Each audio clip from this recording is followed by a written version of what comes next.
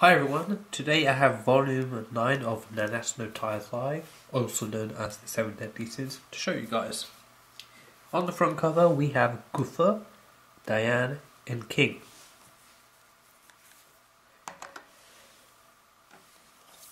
On the side we have Oslo, and on the back just some artwork of the backstreets of Lyonesse. Let's have a look underneath the jacket cover.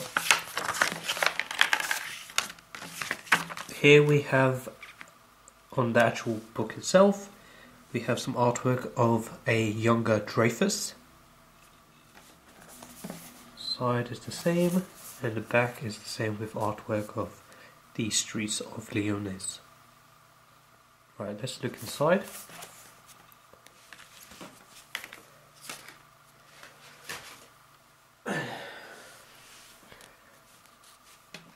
This volume consists of chapters 63 to 71, and this volume does not contain a side or extra chapter. So before we continue with this review, I'd just like to talk about how the last volume ended. If you remember, Meliodas and the group were talking about infiltrating Lyonesse in order to retrieve Meliodas' dragon handle from the Holy Knights. However, Elizabeth was kidnapped by a mysterious Holy Knight and teleported out of the boar hat to Lyonesse. Meliodas, Ban and Gowther are thrown towards Lyonesse by Diane at high speed in order to save Elizabeth and to retrieve the dragon handle. The Holy Knights now have to deal with Meliodas, Ban and Gowther as they have landed in Lyonesse. But not only that, they also have to face the new king of Camelot, Arthur, who pays them a visit with a large army of his own Holy Knights from Camelot.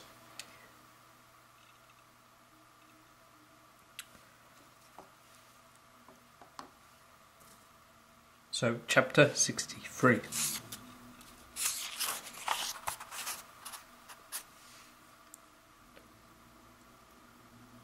So here we have King Arthur, a mysterious figure, and Arthur's army of holy knights.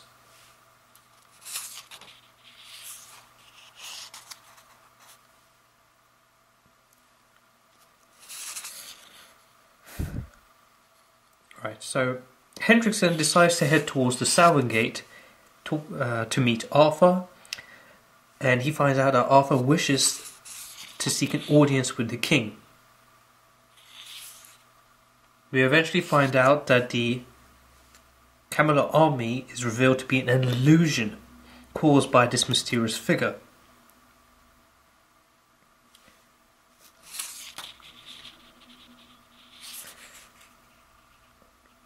Hendrickson refuses to let Arthur see the king, claiming that the king is bedridden and is being looked after by the strongest mages they have.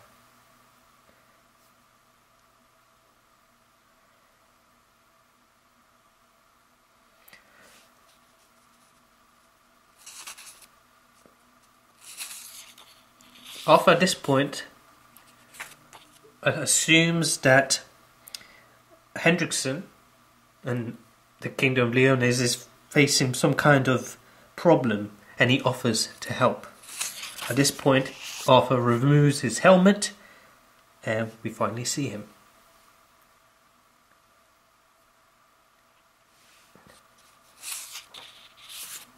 And going back to Elizabeth. If you remember, Elizabeth was kidnapped by this mysterious figure, and we find out that she was teleported into a cell in a dungeon, but also that Hawk tagged along somehow.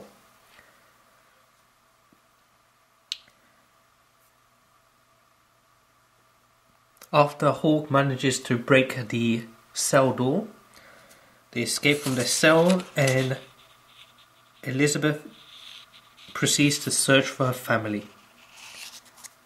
She eventually finds Margaret, Princess Margaret, and they start talking. And this chapter ends with Dreyfus ordering Gilfunder, Hauser, Gilla and Jericho to prepare to fight the 7 deadly sins. That takes us on to chapter 64.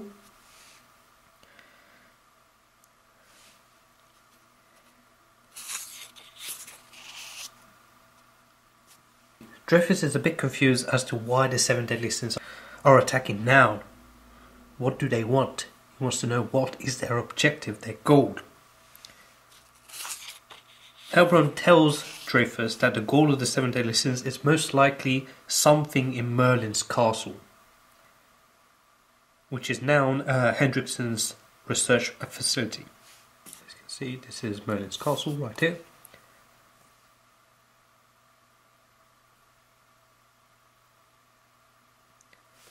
Now moving away from Lyonesse and back to King and Diane. They are heading towards Lyonesse, but they are very far away.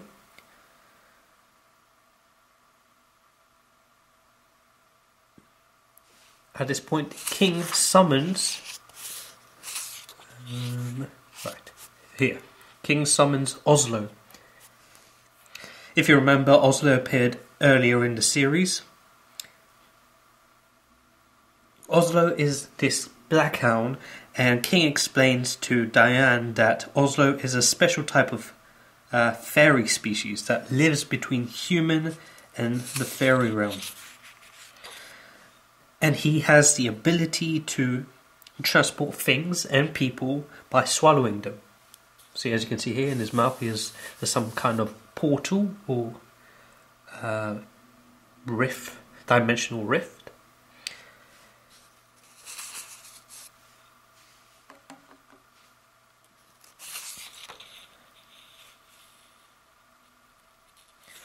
So Oslo first tries to transport Diane.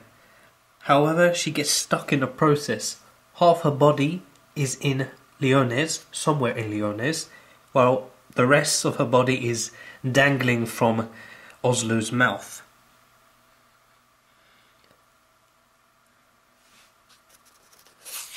Now moving back to Lyonesse.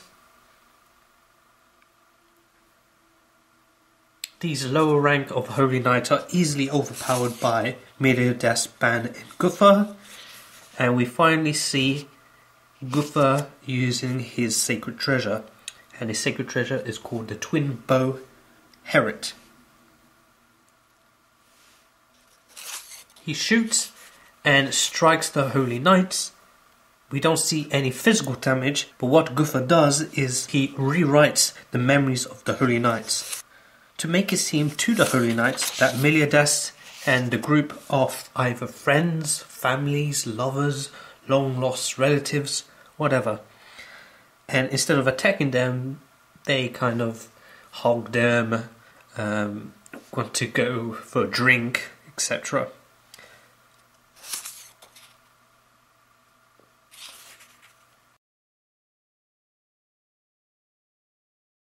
This chapter ends with Hendrickson escorting Arthur into Lyonesse. That takes us on to chapter 65. Carrying on. Hendrickson is escorting Arthur through Lyonesse, and after a few exchange of words, Hendrickson attacks Arthur. Right here.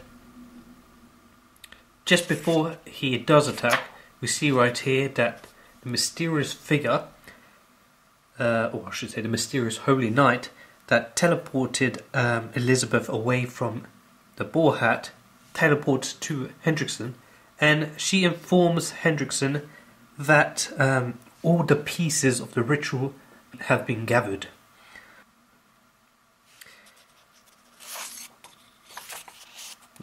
So Hendrickson attacks Arthur, and we see that Arthur is strong, as he does nick Hendrickson on the forehead right there.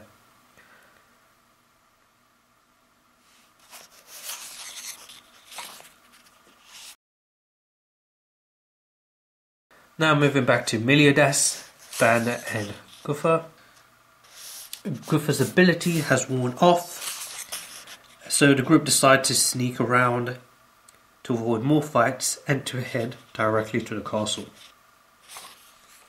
As they do so, they notice a blast in the south, and we know that this blast is the result of the fight between Hendrickson and Arthur. But Meliodas, not knowing that, believes that Elizabeth is at the source of this blast and heads in that direction. Now at Merlin's castle with Dreyfus, Helbrand and the others, Dreyfus now inquires as to the purpose of Hendrickson's research facility and what is in Merlin's castle.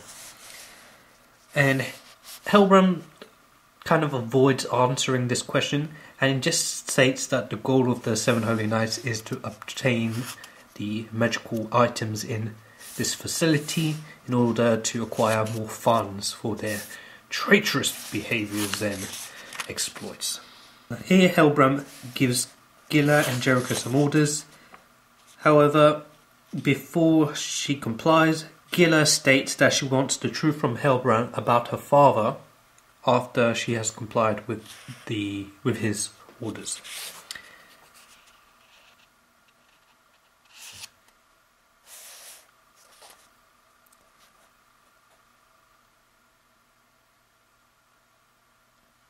Then the castle starts to shake, and Dreyfus senses that the source of this shaking is underground. He creates a hole in the floor and heads towards an underground chamber, some kind of basement. And to our surprise, and especially theirs, they encounter Diane. So Diane was transported to this underground chamber by Oslo. And that takes us to chapter 66.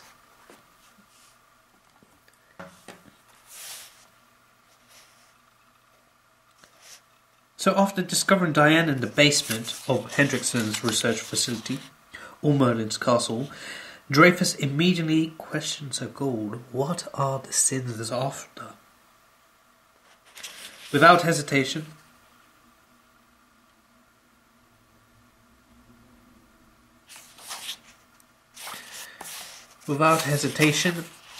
Diane demands to have Elizabeth returned.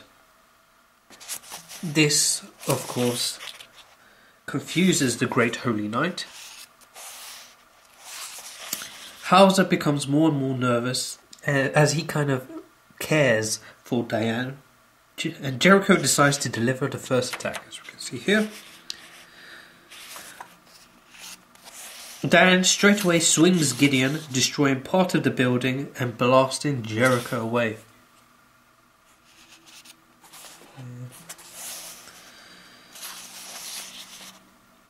Gilthunder then proceeds to begin his attack under Dreyfus's command. Hauser is reluctant to enter the battle as well. However, he eventually does. And using a combi attack with Gilthunder, right here, they deliver some large damage to Diane. Diane was able to fend off the technique by using a technique of her own called Ground Gladius, as we see right here. And it strikes Helbrand.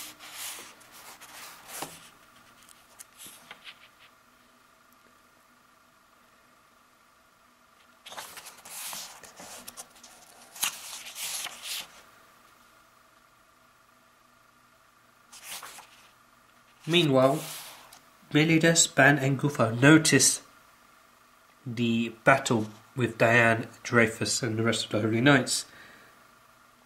So Gowther volunteers to go and help Diane, to see the situation and help where he can, leaving Meliodas and Man to head towards the source of the blast to rescue Elizabeth.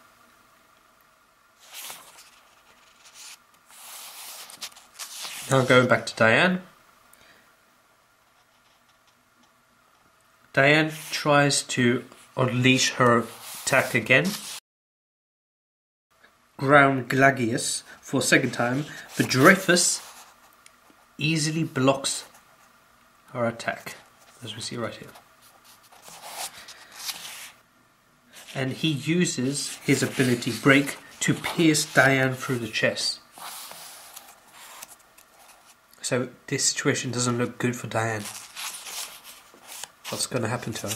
Is she done for? Chapter 67. After being heavily damaged by Dreyfus' ability Break, Diane collapses on the floor and coughs blood.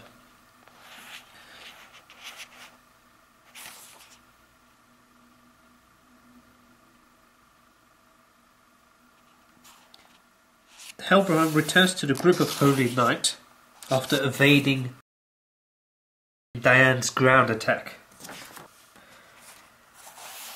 And he managed to evade the attack by sacrificing some of his subordinates, but that's no surprise there. Diane then tries to get up to move again, but is easily sent flying away by the great Holy Knight's technique, Pulverize. Right. And she crashes into buildings within Lyonesse, to the surprise and astonishment of the civilians. Dreyfus then proceeds to use an incantation orb to project his voice throughout the kingdom, stating that the seven deadly sins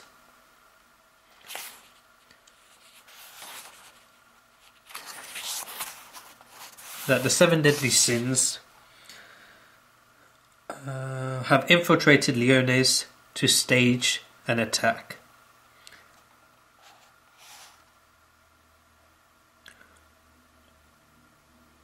Worried about Zil, Gilla also heads towards the city. If you don't remember, Zil is Gilla's younger brother, and where Diane landed is very close to Gilla's house. So that's why she's worried, and she heads towards the town.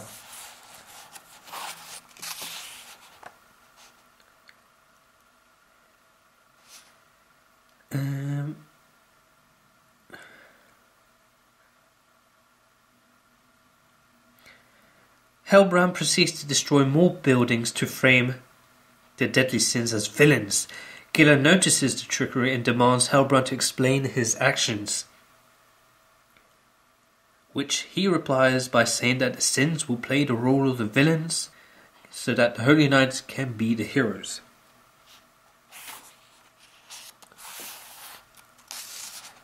At this point, we meet Zil, right here in the top left corner, and he notices Gilla and starts running in her direction. At that point, a building starts collapsing above, and without thinking, Diane leaps and dives forward to protect Zil, causing her to be completely immobilized due to this.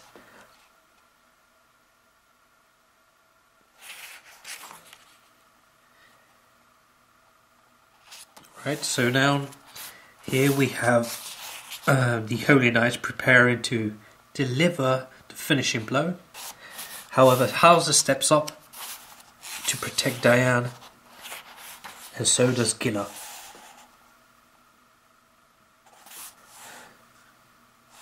Chapter 68. Hauser and Gilla show their conviction in protecting Diane and are willing to fight Dreyfus and their former friends.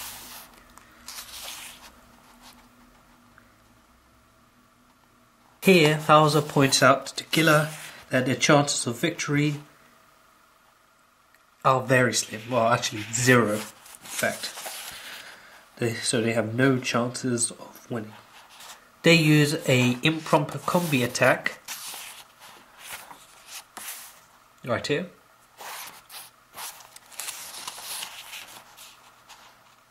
Which Gowther in the distance sees. Here, Gowther states that Diane's power is fading. At this point,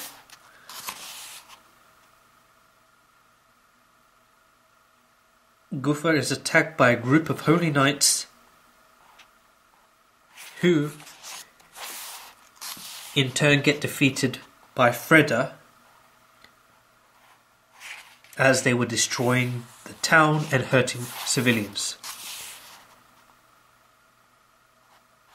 If you don't remember, Freda is the leader of an elite group of holy knights called Dawn Raw. Anyway, so after taking out the group of holy knights that were attacking Gowther and considering the surrounding buildings and people as collateral, he turns his blade towards Gowther. Chapter 69. Freda attacks Gowther with a barrage of attacks and eventually uses his ability called Overpower and breaks Gowther's neck.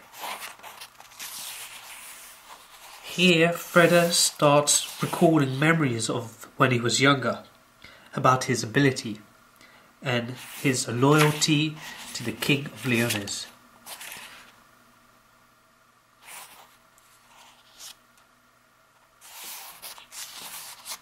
Gowther revives and states that this flashback, or Freda recalling these memories, was actually Gowther using his ability on Freda in order to look into Freda's memories. After all this, Gowther points out the truth to Freda.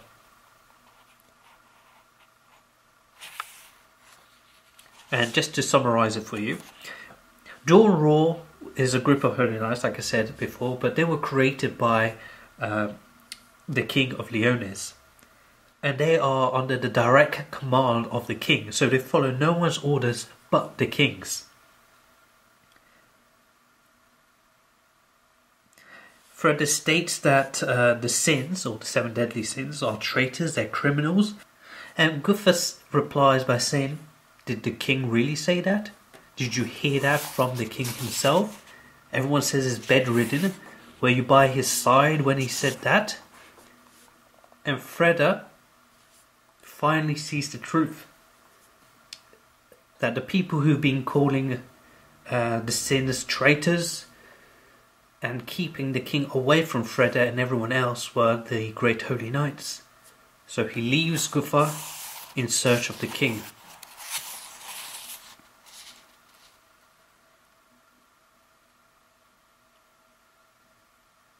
He realised that he's been lied to by the great holy knights.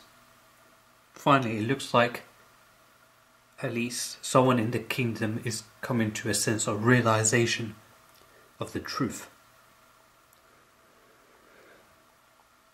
Anyway, moving back to Diane, Giller and Hauser. Their combi attack did little damage to Hellbram. Gilthunder completely avoided the attack. And it did absolutely no damage, didn't even scratch the Great Holy Knight Dreyfus' armour. Dreyfus then proceeds to attack Giller with his ability Pierce. But he misses, and the hero Gowther appears as he saves the damsel in distress. That takes us to chapter 70. After saving Giller from Dreyfus' attack, Gowther introduced himself as the sin of loss, to the surprise of everyone. If you remember, on the wanted poster, Gowther is just a picture of an armour, and Gowther had always been in an armour previously, before he was revealed to be this young man.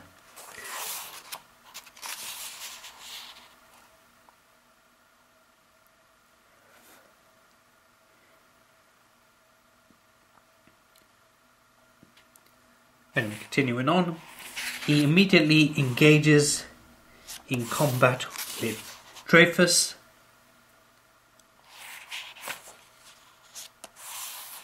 and we see what happens.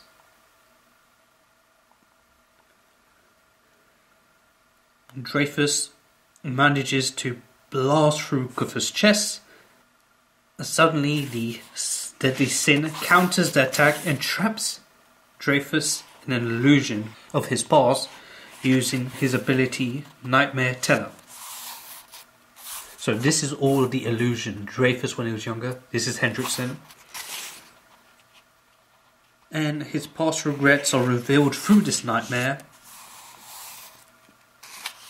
His relationship between Zarathustra, who was the Great Holy Knight before Hendrickson and Dreyfus, and the one that was supposedly murdered by the 7 Deadly Sins.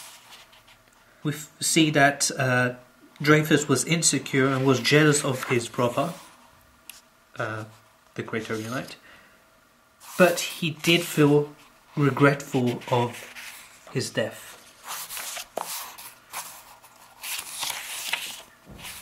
And here, of his death. So this is the Great Holy Knight. If you remember in the first few chapters, we see this kind of depiction of a murdered knight, and the 7 Deadly Sins were framed for this murder. So we find out that Dreyfus and even Hendrickson were in fact the real culprits. Of course, we learned this at a previous chapter, but here we actually see it full on. And this chapter ends with Dreyfus being completely paralyzed with fear or regret due to this illusion. That takes us on to the last chapter of this volume, chapter 71. Somehow, Dreyfus manages to escape from the nightmare, but Gowther remains trapped in his illusion due to a mysterious shadowy figure. This one right here. And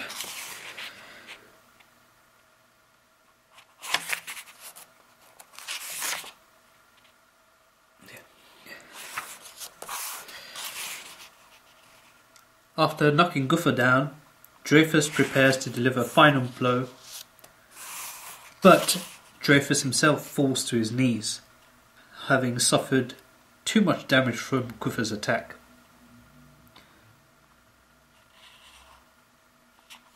Here we see Gilfunder decides to carry Dreyfus, leaving Helram behind to deal with Hauser and Gilla. Thinking that they stand a chance against this cardinal, the two Holy Knights prepare for battle, when Helram suddenly uses a technique called Call of Inferno to cast a black fog which kills all who inhales it. So it's like some kind of poisonous, kind of cursed gas. Diane quickly stands up and smashes Helram with her fist, ending his attack. She proceeds to tell the others to run away. However, Helram recovers and impales her with a killer iceberg technique.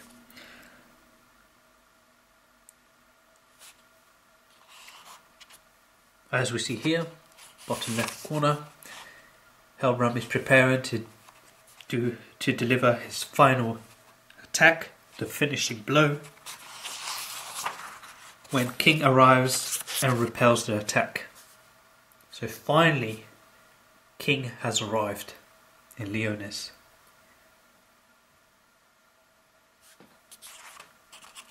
That's how this volume ends.